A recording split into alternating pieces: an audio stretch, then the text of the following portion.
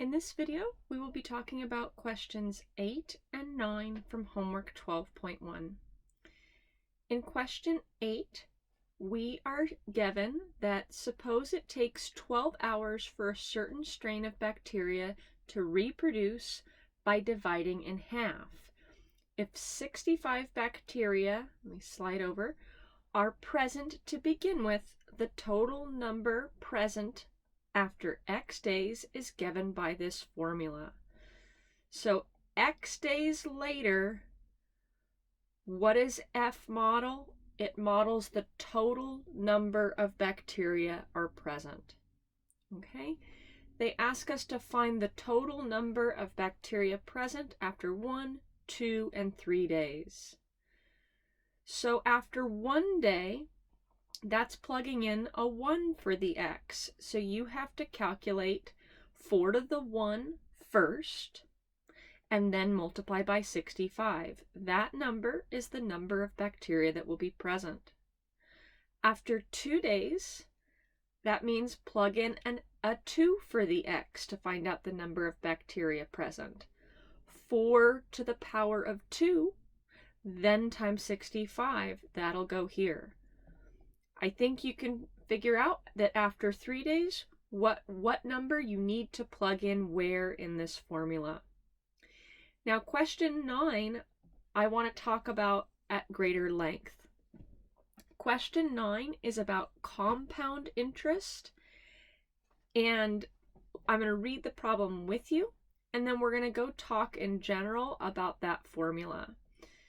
So suppose that you deposit $1,800 in an account with an annual interest rate of 5% compounded quarterly. Here is the compound interest formula, and we are asked to go ahead and type in this formula by identifying what these numbers P, R, and N are. Okay? So let's talk about it in general and then come back to this specific problem and practice entering that formula in using our little yellow arrow dialog box, using that guy. Okay? So here I am in our textbook. Remember, our textbook is loaded with videos, and I just want to read the compound interest formula with you. If P dollars are deposited into an account with an annual interest rate of R, compounded N times per year, then the amount of money in the account after T years is given by this formula. So P is that initial amount of money that you deposit. They use P because it's often called the principal. The annual interest rate expressed as a percent is how much interest that account is earning over the course of the year. Compounding is a word that means that the bank has given you money, right? You put money into an account, it's earning some interest. It's not showing that your bank account is earning interest until it go ahead and compounds, and that means the bank gave you some money. Okay, so N is the number of times you compound each year. And now let's go ahead and identify what these numbers are in our problem. All right, so our formula A, or they're writing it in function notation, A of T, but I'm just going to write A. That's the amount of money that you have after how long? After T years. All right, so the T right here is the variable, and all these other letters are just numbers. P is that initial amount that you deposit, that you invest, also called the principal. When we're multiplying by 1, we're saying we keep all the money that we deposited, that we invested, and then in addition, plus, we're earning some interest. How is that figured out? Well, R is your annual interest rate expressed as a percent, right? So if you're getting an interest rate of and sometimes they'll refer to that as APR, an interest rate of, this is a big one, how about 12%? What would R be? R expressed as a percent is 0.12. If your APR, if your interest rate was 8%, R is 0.08, etc. Those are just some examples of expressing these percents in decimal notation. So you're getting a certain interest rate, but it's not being compounded all the time. And again, compounding is when the bank decides to go ahead and give you money.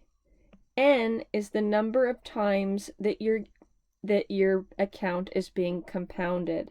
So when we say compounded annually, what do we mean? We mean that it's only compounded once at the end of the year. Here, N would be 1. If it's compounded semi-annually, meaning it's compounded twice a year, N is 2. If it's compounded quarterly, that means that it's compounded 4 times a year, or once every 3 months. Compounded 4 times a year, quarterly. Or monthly, N is 12. N is the number of times that it is compounded over the course of the year. Okay? And that N shows up right up here as well. Our book does a good job explaining why this formula works. So I want you to do some deeper reading. But right now we just want to look at this formula like this and identify what those numbers are in the context of this problem. So where is the principal? The principal, remember, is the amount of money that you invest initially, the amount of money that you deposit. My principal here is, suppose we deposit $1,800.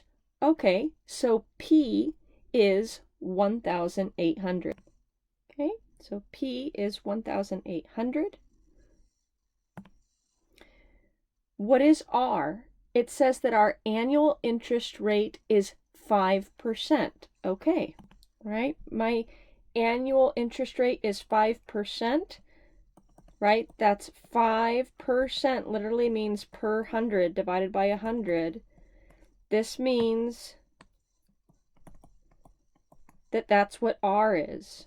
R is equal to 0.05. Okay, so we got our R. What about N? It says that it is compounded quarterly. That means 4 times a year, so N is 4. All right, so putting this all together, we have the A of T, if you want, is equal to P, 1,800, times 1 plus R, R is 0.05, divided by N, N is 4, all raised to the N times T. N is 4, so I'm going to write 4 times T just as 4T. And this is what we need to put into our computer. And I'm going to actually go ahead and do that with you. All right. So clicking into the answer field, little yellow arrow, right? So here I'm going to type in my 1800, parentheses, 1 plus R divided by N. So I need a fraction. I'm going to click on this fraction bar. Clicking up into the numerator, R was 5%, so 0.05. Clicking down into the denominator, N was 4. And then outside the parentheses, I want this all to be raised to a power. So I'm going to click this X with a little square up there to get the exponent. Now I'm up high.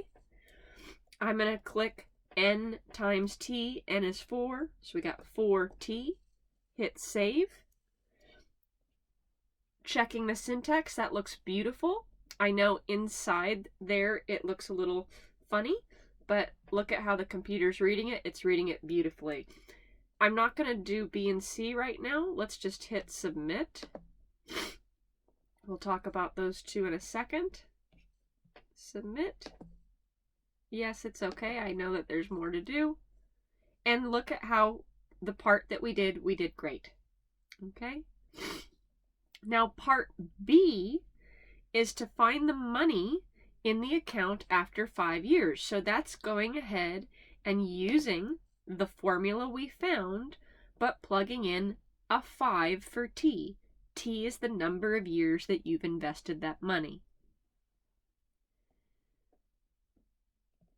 Now question C says if in the same account the interest were not compounded quarterly, but instead compounded continuously, how much money would be in the account after 5 years? So what does it mean to be compounded continuously? It means you're making money on the money all the time. So in our textbook, compounding continuously, the amount of money that you have, A, is equal to P, that principal, that initial amount that you invested, so for us, 1,800, times that special number E, which is approximately 2.718, E to the RT. R is still that interest rate of 5%, so you're instead using this formula. And what do you think? If they're compounding the money just 4 times a year versus compounding it continuously, which one do you think is going to result in more money? All right. So this concludes our video. Thank you for watching.